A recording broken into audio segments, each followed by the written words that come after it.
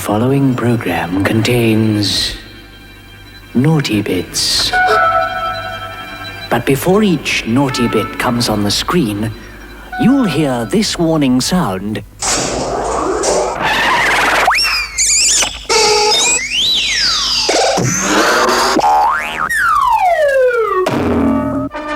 And now, Thames Television brings you the program that's bigger than this, more daring than this, hotter than this,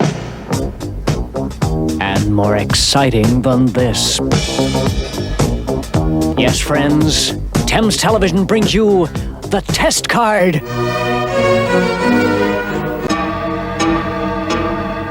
And now, dear viewers, witness a miracle of modern television as this sparrow-limbed, bird-brained disc jockey slowly changes into a 6'8" mound of muscle.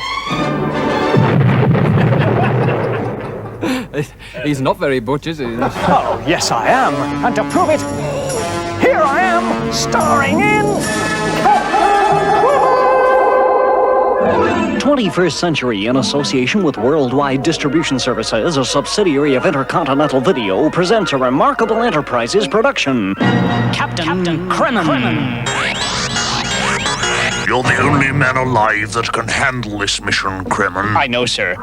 It's up to you to save my empire, Captain. Yes, Your Majesty. Do you realize, Kremmen, that the fate of the continental United States is in your hands? Fear not, Mr. President. It's not for nothing that they call me the world's most fabulous man. Computer readout. Subject, Captain Elvis Brandenburg Kremmen. Born December 25th, 1950. Height, 6'10". Physical attributes, supreme athlete, concert pianist, Concorde pilot, mountain climber, diplomat, space captain, and genius. IQ, 498. Hi, folks. Captain Kremmen here. What I'm about to tell you is classified information. It all started in the June of 2005. I was strolling through the grounds of the White House with the president, swapping jokes. Say, what's black and crisp and hangs from the ceiling? I don't know, Mr. President. An Irish electrician. Suddenly, he turned a ghastly serious color and said, Kremmen, our scientists have been tracking a strange object in outer space for quite some time now. Is it an alien being? We don't know, but what we do know is that every probe ship we send up never comes back. You'd like me to go and investigate? Yes, I would, Kremmen. This is a job for a man with nerves of steel. A devil-may-care soldier of fortune with a gleam in his eye and a song in his heart, a smile on his lips and a girl in his arms. Before you could say integrated circuit, I was back on board my trusty spaceship Troll-1, talking to my chief technical assistant. Okay, Gitfinger, Thron shields in place? Oh yes, Captain. Anti-Krilge ray in position? Affirmative, Captain. Good. Are all the stores on board? Oh yes, we have enough supplies for 6 light years. Wonderful. What about entertainment? Well, we've got every feature film ever made and a lifetime supply of Star Trek. Where's my sexy assistant? Who, Carla? Yeah. Well, last time I saw her, she was in your cabin, opening a bottle of champagne and ripping off all her clothes. Terrific. I love to start every adventure with a... Please fasten your seatbelts and extinguish all cigarettes. Thank you. 2, 1, 0.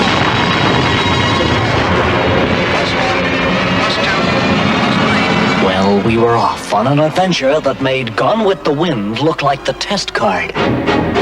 Onward, ever onward we went, wending our way through the cosmos. And it was there in the cosmos that we came across an evil race of space swines known as the Thargoids. It's great to be on the Mother Show! I think. And now it's time for Captain Kremmen! Remember how in the first half, Troll-1 was captured by Thargoids? They dragged us down to the surface of their planet and tried with the aid of their machinery to suck out my brains. I put up a wonderful fight. I refused to submit. I refuse to submit. Fortunately, my bionic brain recovered microseconds later, and Carla, the Doc, and myself escaped by rocket. We thought we were safe until suddenly... Danger! Putron attack. What does that mean? Danger. What's Putron, Captain? I don't know. Doctor, ask your computer. Right away, Captain. Putron analysis. A deadly mixture of all hideous-smelling substances available in universe. If touched, victim instantly throws up, down, and sideways. Bursts into boils and dies. Putron has no known antidote and is a vile, huey green color. I get it. Get what, Captain? By now, the Thargoids will definitely know we've escaped, right? I guess so. They've probably shot some of this stuff at our ship. Oh, no. We gazed out of the rear porthole and saw a glowing green lump of sticky, throbbing goo slowly approaching us. Schatz, gewaltig, Krabben Sie Dinkelbaum, Captain. Don't panic! It's got to eat its way through the hull first.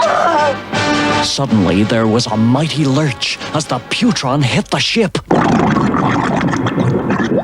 I cradled Carla in my big muscly arms as the goo began to stench its way towards us. Oh, Captain, what are we gonna do? Look, it's cracking the porthole.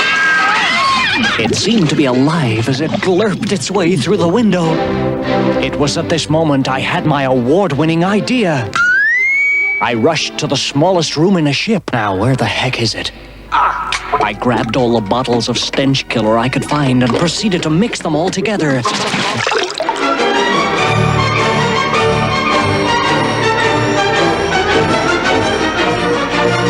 Hey guys, I think I've done it.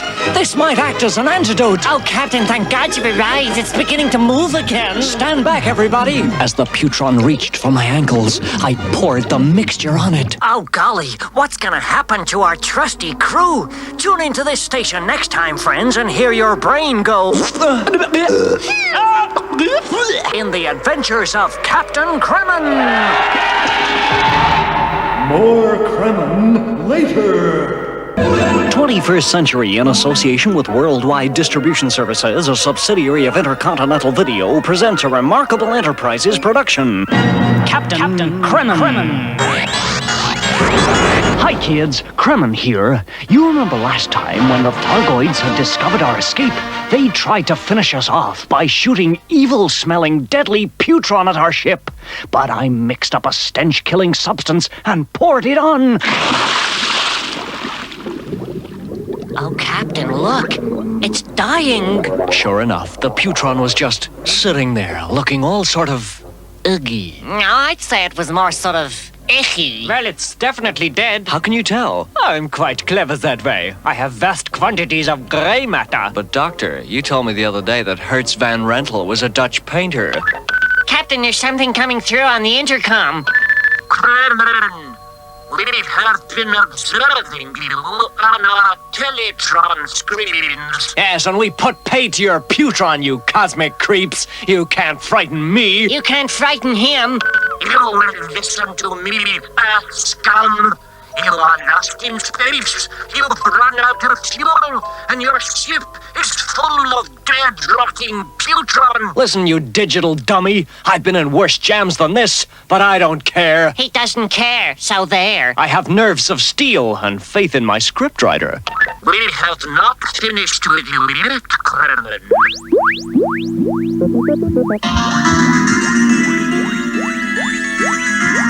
From the bottom of my Gucci space boots to the top of my Harrods helmet, I felt an eerie vibrating in my bones.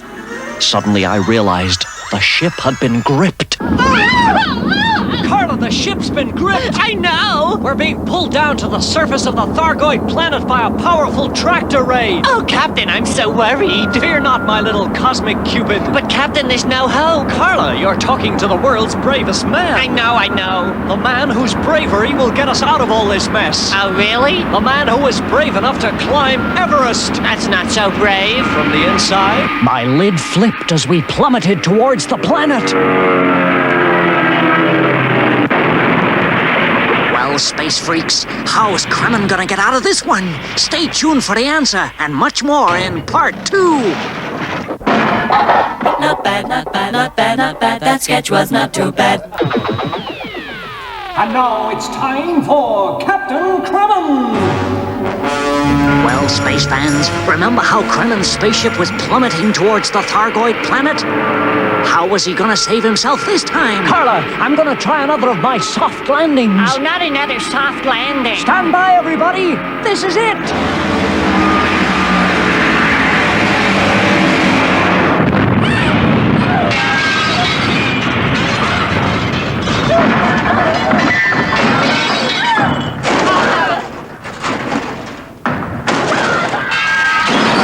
Troops of guards scooped us up and bundled us into a monorail pod, which zoomed from our landing site. Soon we were traveling high above the Thargoid capital. I guess we're being taken to the leader of the Thargoids, Captain. You think so? You know, like in the movies, take me to your leader. Captain, look down there! What? The people look just like ants! They are ants. We're on the ground. Oh. This way, scum! Wow, Captain, this sure is some building. It must be made of solid diamond. Carla was right. The whole place reeked of expensiveness.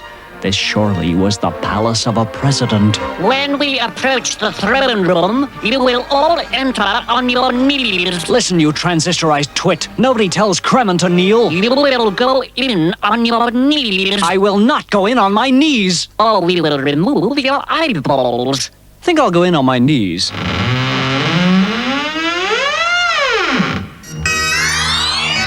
As we shuffled towards the president's throne, we noticed that he was talking to what seemed to be his advisors.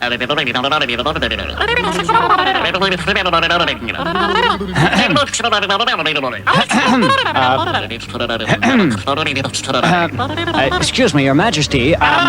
Kremmen, it's you. You scummy little twat. Oh. I have consulted my ministers here, and we have decided that because you have been such an annoyance to us, we must banish you to one of our furthest moons.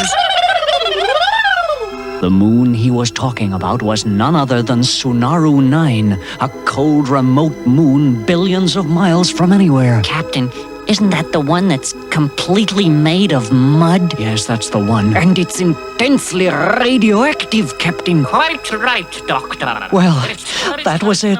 We were done for. Banished forever on a ball of mud. Destined to spend the rest of our lives in the mud mines. Oh, golly, by the Morgul of Tharnak. Could this be the end of the whole Kremmen legend? Tune in next time as our trusty crew meet the Mudmen on this television set. 21st Century, in association with Worldwide Distribution Services, a subsidiary of Intercontinental Video, presents a remarkable enterprises production. Captain Kremmen. You're the only man alive that can handle this mission, Kremmen. I know, sir. It's up to you to save my empire, Captain. Yes, Your Majesty. Do you realize, Kremmen, that the fate of the continental United States is in your hands? Fear not, Mr. President. It's not for nothing that they call me the world's most fabulous man. Computer readout. Subject, Captain Elvis Brandenburg Kremmen. Born December 25th, 1950. Height 6'10". Physical attributes, supreme athlete, concert pianist, Concorde pilot, mountain climber, diplomat, space captain, and genius. IQ 498. Hi, kids. Kremmen here. You remember last time, Gort, leader of the Fargoids, banished us to Sunaru 9 to spend the rest of our lives digging in the mud mines. Well, have fun in the mud, you three. You evil nerd! I summoned up a whopper and spat in his eye. You'll pay for this, Kremmen. How much? 50 p. Done! Guards hustled us out of the throne room and bundled us into an auto-drive galactopod with just enough fuel for a one-way trip to Sunaru 9. The ship rose slowly into the green night sky and slipped effortlessly away. Captain, I really don't think you should have spat in his eye like that. You're right, Carla. I should have stuck my foot up his nostril instead. I know, but look what's ahead of us now. Banished forever to a radioactive lump of mud. Well, at least we won't be lacking for company, Captain. What do you mean? There are other people on this moon, you know. Really? Who are they? Many years ago, Captain, the Thargoids ran out of natural sources of energy, just as the Earth did in 1994. And just like us, they looked for other ways of obtaining it. Well, it certainly looks like they succeeded. Indeed, they discovered that one of their moons, Sonaru 9, was entirely made of radioactive mud, just right for converting into power. So they sent teams of workers to dig it out. Don't tell me. The radioactivity reduced them into mumbling, brainless dum-dums. Yes, Captain, and they're hoping the same will happen to us. Well, how are our heroes gonna get out of this mess? Find out in part 2 of the Kenny Everett video show. Hello! Spod here again from planet Thun. Here's an old friend of mine, a cosmic buddy, Captain Kremmen. He's not as good as me, though. He doesn't go... Hi, space fans. Kremmen again. Remember in part 1, we were heading for Sonaru 9, the radioactive mud planet. Is there no protection against this radioactivity? The only thing that really works is to dress from head to foot in pure silver. But we haven't got any. Well, what's the closest thing to silver, Captain? The Lone Ranger's bum, Carla. Oh. A few hours later, we arrived. We looked out of the porthole and saw it there below us. It was a moon about the size of Earth's, but brown, wet, and yucky. Suddenly, the fuel ran out, and we plummeted down to the surface.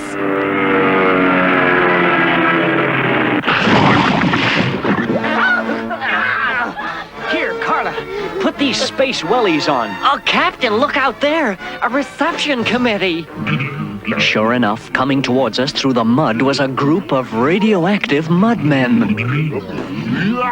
Limping, twisted lumps that once had been human, now gnarled beyond recognition. Oh, Captain, look! That one's got 3 knees! Their leader opened up a hole in his head and spoke. What did he say, Doc? He said it's extremely difficult to talk. It's extremely difficult to talk to you with a mouthful of mud. Well, tell him to spit it out. Spit it out.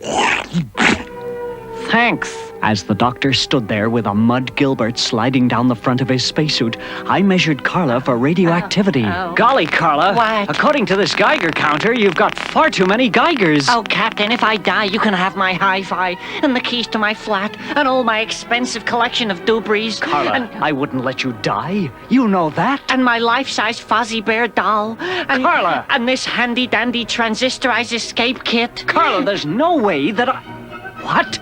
Escape kit? Did you say escape kit? Yes, Captain, I always carry it with me. You know the scrapes a girl can get into. Do you think it'll work in radioactive mud? I don't know. I forgot to ask the guy I bought it off. Well, let's give it a whirl, Carla. Okay. It might get us out of here.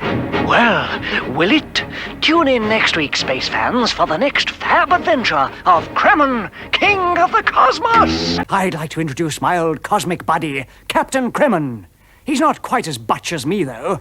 He can't do this. But I dare say he doesn't want to.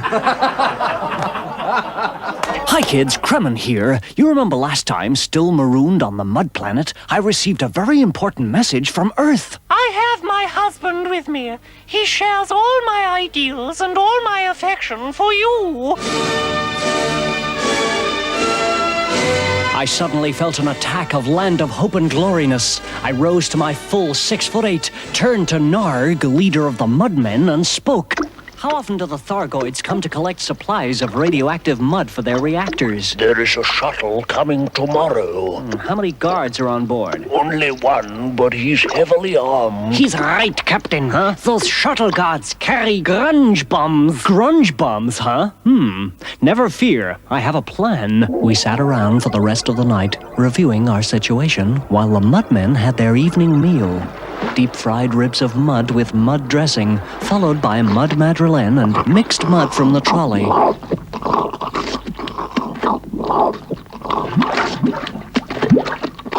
Oh, Captain, I think I'm gonna be ill. No, wait, Carla, don't go. What? I have an idea. Listen. Hey, that's terrific. Oh, it was nothing. You should hear the one that goes... That night, we decided not to sleep in the cave, but to venture out on what I was sure was to be our last night in the mud mines. As we stepped out into the night, the stars came out in heavenly splendor. Carla snuggled up to my vast, hairy, heaving chest, and together we turned the darkness into cosmic bliss. Well, why ever not? Stay tuned, Space Groovers, and dig part 2 of your sexy, silly stereo space serial in the Kenny Everett video show. Pleasant surprise. Up to now, the show's been almost acceptable, apart from one of 2 of the groups. And the dancers. There's dancers. When will they stop? And Lenny himself, that skin-tight shirt, hugging his biceps, turning the head of a poor innocent girl. It's got to stop! Pinky! Perky! Where are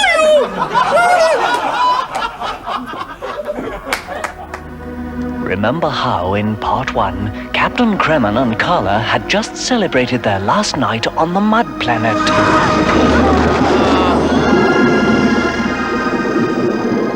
Afterwards, we sat behind a rock and had a smoke. Well, that was pretty good, huh, Carla? Oh, it was magnificent, Captain. Yeah, it's difficult to improve on perfection, but somehow I always seem to manage it.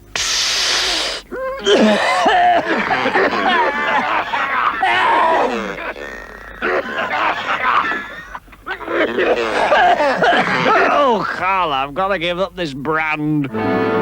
The next day, we eagerly awaited the arrival of the shuttle, which came to collect all the radioactive mud for the Thargoid furnaces to keep the evil swines in power.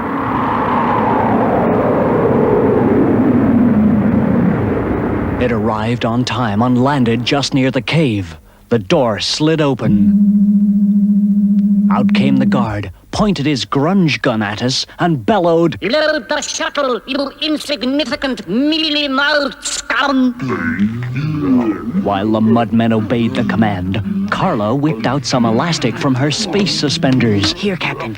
I plopped a fat, juicy mud pie in it and aimed it at the guard. Take this, fiend! He reeled back as his big green eyes sizzled in agony. I've got his gun, Captain. Professor! Yes, Captain! Get all the mudmen aboard. We're gonna need their help. Right away! Once we'd loaded all the mudmen, I took off. As we approached the planet, I had to steer carefully, as all around it were poised atom bombs from Earth just hanging there, mission uncompleted. Oh, Captain, you're so brave and stuff. It's nothing, Carla. Hand me a fag, will you? But, Captain, you know what Just a slight attack of space nerves. No. Boy, wait till the Thargoids see what's in the hold. Here. They'll freak.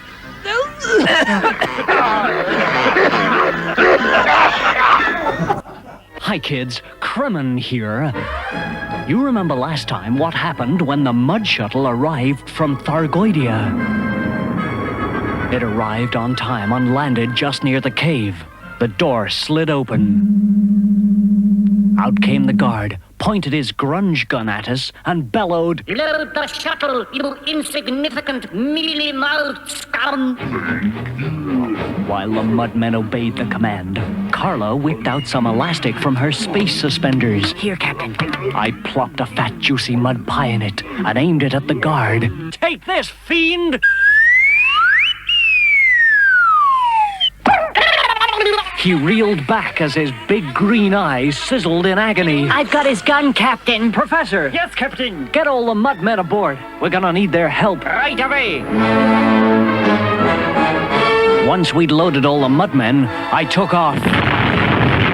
As we approached the planet, I had to steer carefully, as all around it were poised atom bombs from Earth just hanging there, mission uncompleted. Oh, Captain, you're so brave and stuff. It's nothing, Carla. However, I must say I'm having difficulty managing to drive this thing. Full stern ahead, engine room. Earth are depending on us, Captain. I know, Carla. One false move on my part now, and it'll be the biggest disaster since a hydrogen bomb fell on Tony Blackburn's head and did 50p's worth of damage. Well, space fans, this is it. Can Kremmen save the universe? Find out in part 2 of the Kenny Everett video show.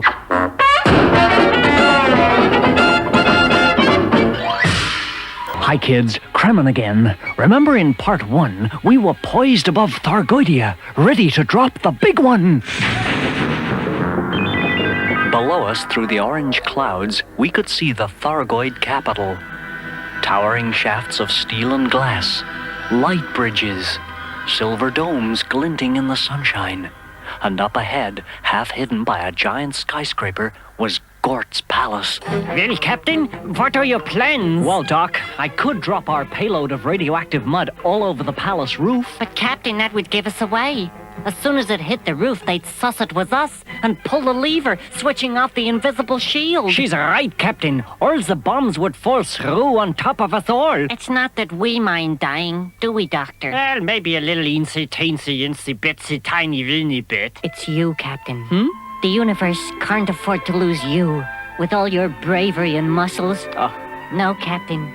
You must live on to guide all peoples of goodwill towards the goal of ultimate destiny and hope, towards a new beginning and a golden tomorrow.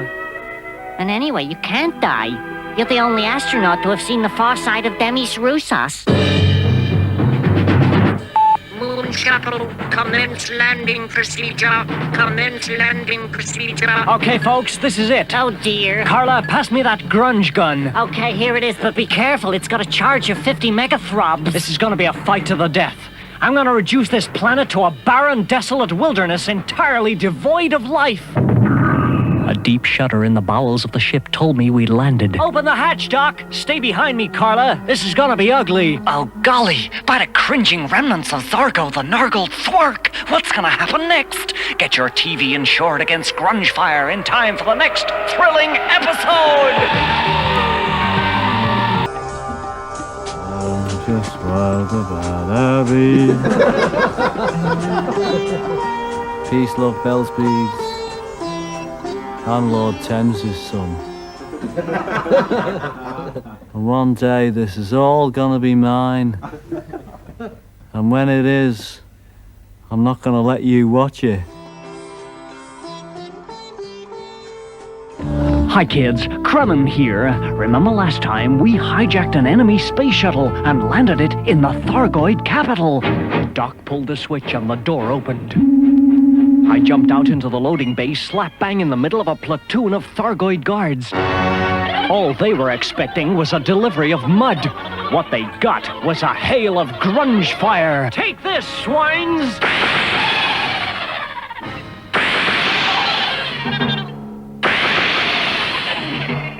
Did you get them all, Captain? Of course. Did any of them get you? As you know, Carla, I have bionic skin, and with it I managed to avoid getting hurt at all. Well, what's that mark on your head, Captain? Well, I was sprinkling a little toilet water on my face this morning, and the seat fell on me. Well, now we have arrived, Captain. Where to now? To Gort's throne room. Now, where the heck is it? I got a sneaking suspicion it's along this corridor, third turning on the left, up a flight of stairs, on the second door on the right. How do you know that? Because there's a sign here that says Gort's throne room is along the corridor, third turning on the left. Before you could say quasi-nuclear phase-interlocked diphthong retarders, we were outside the throne room. Okay, Carla, Yes, Doc, Captain? let's push the door down. Right. Okay.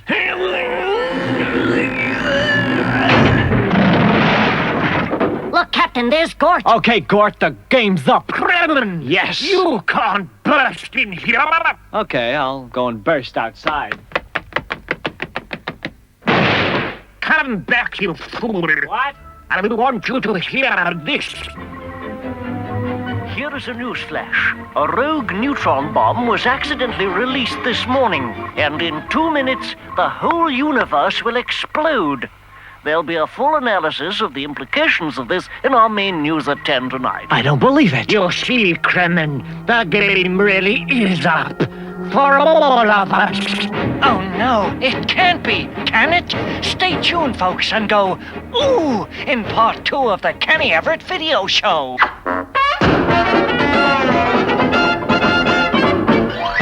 Peace, love, bells, please. I used to be a bank clerk, you know. An ordinary boring bank clerk in a pinstriped suit. Until I discovered the real me. Now I don't know who I am. Hi kids, Kremmen again. According to a newscast on Gort's radio, the universe was coming to an end. So we all decided to make up. As a gesture, let's lay our weapons on the table. Is that absolutely necessary, Captain? It's a gesture of goodwill, Carla.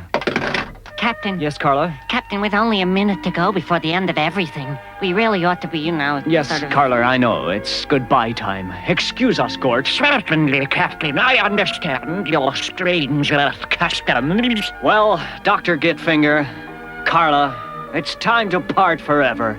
And I suppose we ought to say goodbye in the best way we know.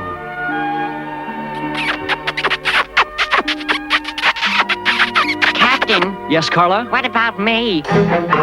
Captain, look! What? When I press the button on my digital watch, it just says 10 seconds to go. Oh, golly. Take heart, Carla. I'm so nervous, Captain. Hold on. I've never died before. 2, 1...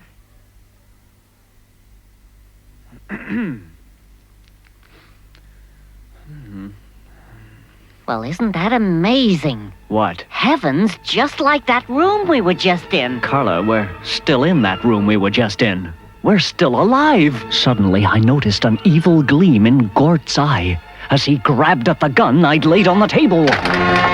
You stupid fools! Taken in by my fake newscast! Gotterdammerung! It was all an evil plan! Oh, you beast! Yes, and now I have you once again in my grip. Yes, but you've forgotten one thing, Gort. What is that? You've forgotten about my bionic left foot with the big toe that unscrews like this. And when I joined this bit with this other bit and put that into this alongside the twiddly bit that fits into there, this drops down and joins the other section which turns into this. A space cannon! Right. Grab him, Carla! Okay, Captain. This way, you horrible blob. Soon we were back on board my trusty spaceship, Troll 1. I set the controls for home, and the ship rose from the pad. As Thargoidia disappeared into the distance, we wondered what adventures the journey back to Earth had in store for us. Cast your doobies to the wind, folks, and find out in the next exciting episode of Captain Kremmen!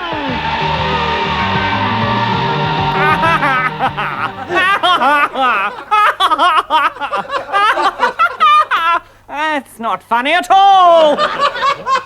Hello, and welcome to show number 8. Yes, it's the last show of the series, and we all know what that means.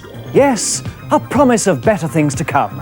And have we got a show for you tonight? Yes, we've got another big bag of tricks, some great bands, Captain Kremmen, hot gossip, and a few surprises.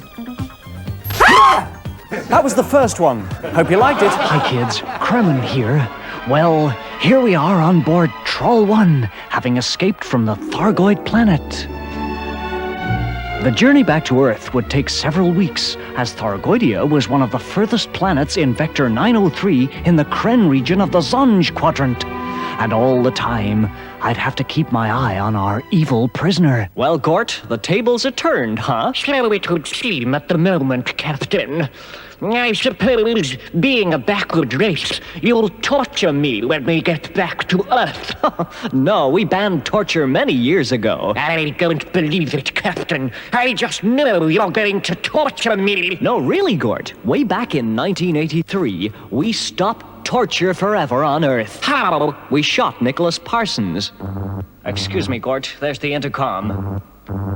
Captain, it's a long distance from Earth. I know, about 57 billion miles. Oh no, the space phone. Here, a call from the President. The President? Here, give it me. Hello, Mr. President? Hello, Kremmen? Yes, sir. Good to hear your voice. Well, sir, I've mopped up the Thargoid menace and saved Earth from invasion again. Wonderful. and I'm authorized by the Interstellar Space Committee to tell you that we have designated you a hero of space. Did you hear that, Carla? Yes, Captain. It's wonderful. And not only that, Kremmen, when you get back here, I'm going to present you with an award from all the citizens of Earth. Oh, really? What is it? It's 2 statuettes in solid gold of a spaceman and a spacewoman. Do you want them mounted? No, just holding hands will be fine. Is this the finest moment of Kremmen's career, or is it pride before a fall? Find out in a few moments in part 2 of the Kenny Everett video show. Hi kids, Kremmen again. Remember in the first part, we were heading back to Earth after yet another fab adventure. I gazed down at my little space nymph and thought of what a brick she'd been through all the agonies of this voyage. Carla. Yes, Captain? It's gonna be quite a while till we reach Earth. So at last we'll have a chance to really get to know each other better. For instance, is there anything personal and intimate you've always wanted to ask me? How long is it? Huh? How long is it that we've got till we reach Earth? Oh. Mission Control to Kremmen. Hello, Mission Control. Kremmen here. Hello, Kremmen. We want you to land at Houston. Which platform? Houston! Just a little space joke. Listen, Kremmen, this is most important. Our boys in the technical bay have found 2 enormous errors on your computer tape. Sorry, Mission Control, you're fading. 2 gigantic mistakes on your computer tapes. Sorry? 2 enormous boobs! Did somebody call me? As we got nearer to planet Earth, it became slowly visible on the screens. There it was, the grey continents, the dark grey deserts, the light grey oceans. I wish they'd fit color TV in these things. Doctor, you grab the steering wheel while I blow out the wick. Right, Captain. The ship gracefully settled into a gliding slope towards the Houston Cosmodrome, and from several thousand feet, I could see the thronging crowds and hear the cheers. Look, Captain, there's the president's car. Okay, Doc, gently, ease her down.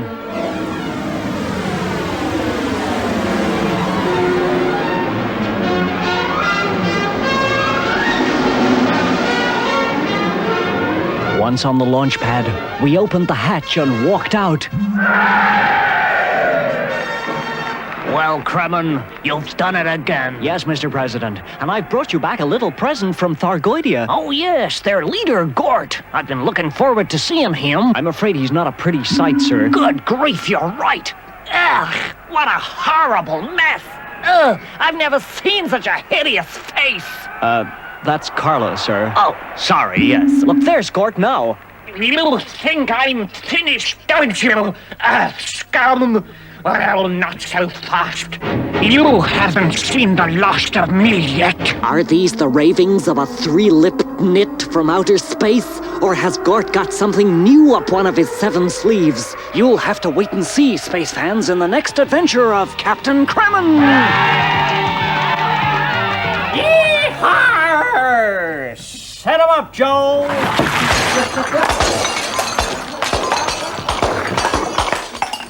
And one for yourself.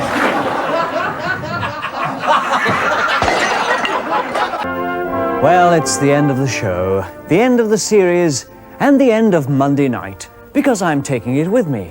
But don't worry, it's not really the end of the show, because from now on, we'll be doing it from door to door. So when you hear this warning sound, you'll be seeing us again, in the flesh, because we'll be bringing that with us as well. So from me and all the other me's, it's good night. How can I say good night, you fool? It's got good in it! Bloody fun! Good night from Spud! I'd just like to say good night and...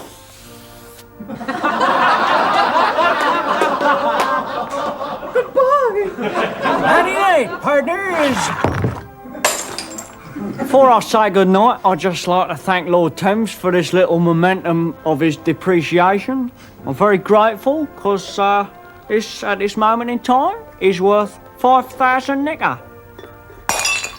Now it's worth nothing. Yes, good night. And speaking of good night, I'd like to tell you about the time I said...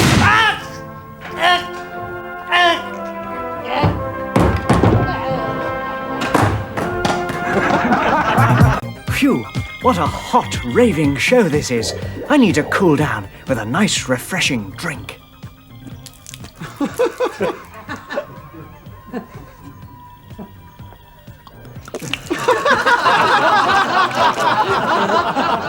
I'm no fool.